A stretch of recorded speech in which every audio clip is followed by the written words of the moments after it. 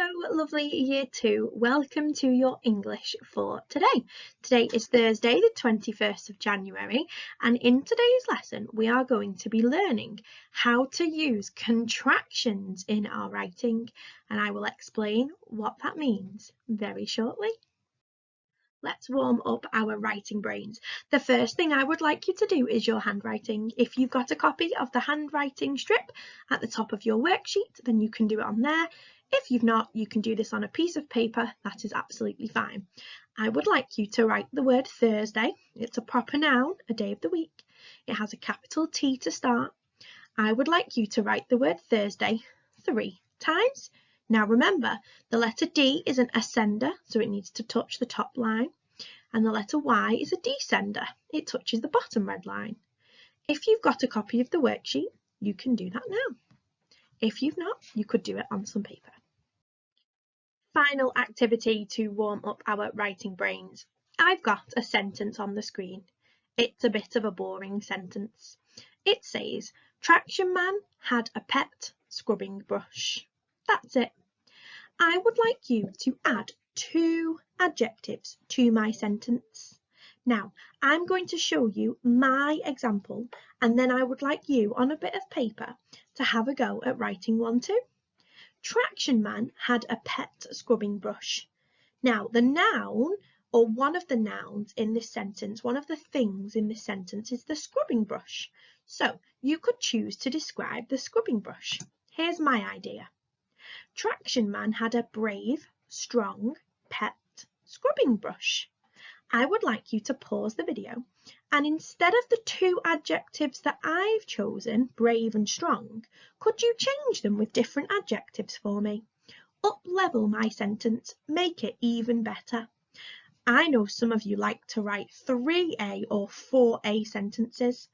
I wonder if you could pick 3 or 4 sensible adjectives to describe the scrubbing brush. Now remember, I wouldn't use big, large, giant and enormous in the same sentence because all of those adjectives describe that something is large in size. So be clever with the adjectives that you choose, and I would like you to change the 2 in the sentence to something else. Off you go. Pause the video here. Okay, on to the main part of today's lesson. So at the start of this lesson, I told you that we would be looking at contractions, and I'm going to explain what that means now. Contractions are shortened words. Sometimes we join 2 words together to make them shorter, and we call these words contractions. In today's lesson, we will learn some rules for using contractions correctly. Here is an example. I am. If I is one of the words in the contraction, the I must be a capital letter. When shortening am with I, we get rid of the A and we replace it with an apostrophe. Watch this. I am becomes, I'm going to remove the A, I'm. Look at this special piece of punctuation here. It's an apostrophe. My turn, your turn. Apostrophe. Apostrophe. I use it to show that there's a letter missing from my word. The letter that's missing is the letter A. I am becomes I'm. Let's look at some more examples. Okay, are. If are is one of the words in the contraction, then we remove the A and we replace it with an apostrophe. So we are becomes, I'm going to remove the A, we are. Look, my apostrophe is here to show that the A is missing. You are becomes your. My apostrophe replaces the A. They are becomes their. My apostrophe replaces the A. How about in the next few examples, when I read the 2 words to you, Maybe you could try and guess the contraction before I say it. Let's look at some more. Is. If is one of the words in the contraction, we remove the I and we replace it with an apostrophe. So he is would become he's. She is would become she's. It is would become its. And that is would become that's. Here are some more examples. Again, whilst I'm saying the two words, you could be guessing what the contraction might be. If will is one of the words in the contraction, we remove the W and the I and we replace them both with an apostrophe. So an apostrophe, not only can it sometimes stand for one letter that's missing, it could also stand for two as well. So I will becomes I'll. You will becomes you'll. He will becomes he'll. She will becomes she'll. Well done. And they will becomes they'll. So look at how the apostrophe, look how it replaces those missing letters. It shows us that something should be there, but it's no longer there. Some more examples. Let's keep going. If has is one of the words in the contraction, we remove the H and the A and we replace them both with an apostrophe. So she has would become she's. He has would become he's. It has would become its. And that has would become that's. Brilliant job. So the apostrophe is replacing the two letters that have been lost. If had is one of the words in the contraction, we again remove the H and the A and we replace them both with an apostrophe.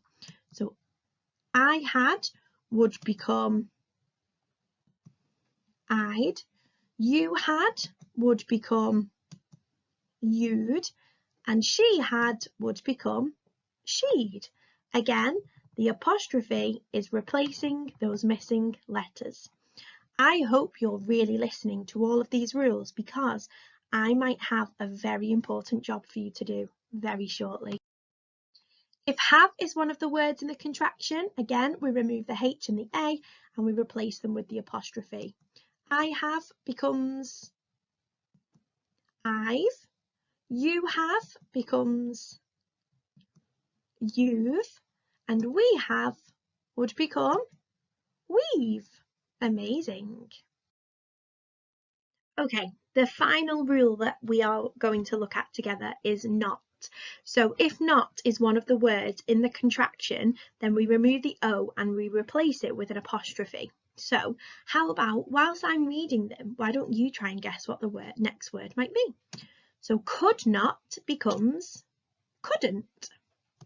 Have not becomes haven't. Do not becomes don't. Is not becomes isn't. Does not becomes doesn't. Had not becomes hadn't. And would not becomes wouldn't. But there are two words with this rule that we need to watch out for. Cannot, when we've got can and not, we remove one of the N's and then the O as well, and we add the apostrophe. And then will not, that becomes an entirely different word altogether. It becomes won't. So if I say that will not happen in my formal voice, I might say, oh, it won't happen in my informal voice. So that's the two tricky ones for that rule. Okay, I have a very special mission for you this morning with the English job. I need you all to become doctors, so let's say that you are all doctors. Welcome to the contraction surgery, doctors. You have a very important job to do. On Microsoft Teams, I have uploaded a worksheet of words that are in their long form, and I want you to operate on them and put them in their contracted form, and I'm going to show you how to do it. You will need to create the contracted word. You will need to remove any of the letters that you don't need, and you will need to add an apostrophe, just like me. And on the next slide, I'm going to show you how to do it. Maybe if you've got a doctor's outfit at home, you might want to put it on now. You might want to put on a face mask and maybe wear some gloves for this next job, because you are going to be operating on some words. Okay, on to the things that you are going to need for this part of the lesson. You can either print out the words. I've uploaded them onto Microsoft Teams. I've put a little example on the screen right now. You can either print out those words and operate on those words, or you can do it like I'm going to do it now, because I haven't got a printer to print this out, so I've decided to do it this way. And here are some things that you are going to need if you do it like me. You are going to need some card or some paper. I've just got some card here.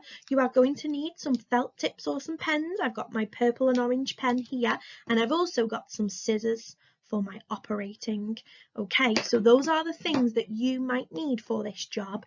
You can either print out the words and then use some scissors, or you can do it like I'm doing it with some card, some felt tips and some scissors as well. So pause the video, go and gather the things you need, whether you need to print that out or whether you need to do what I've done.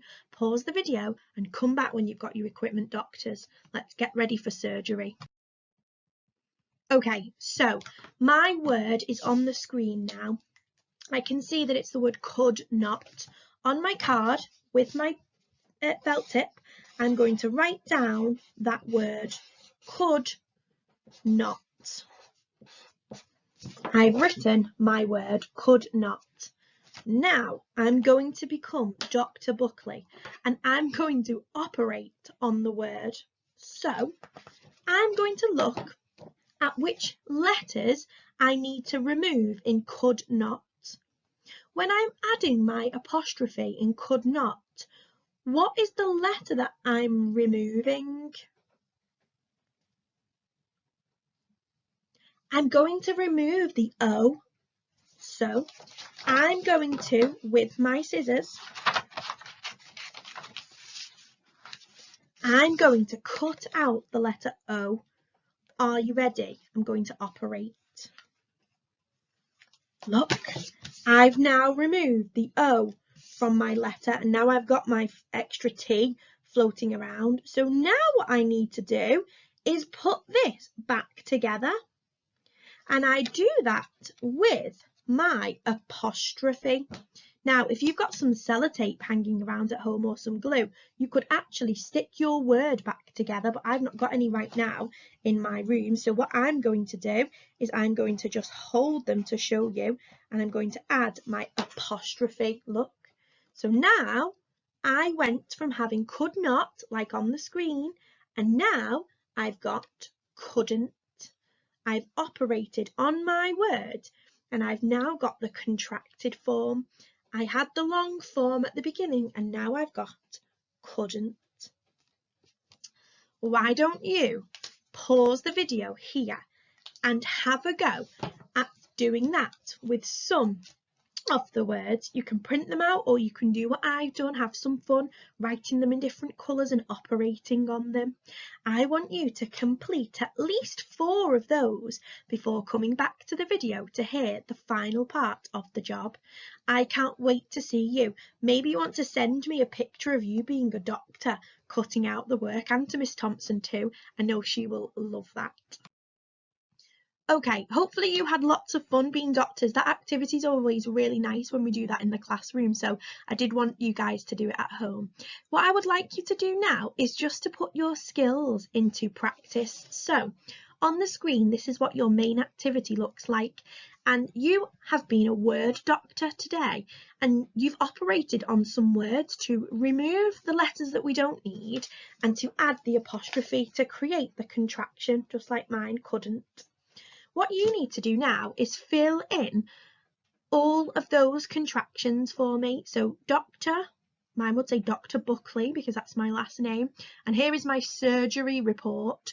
So does not would become doesn't. So on this line here, I would need to write the word doesn't. I'm not going to do it with this, but you guys get the idea.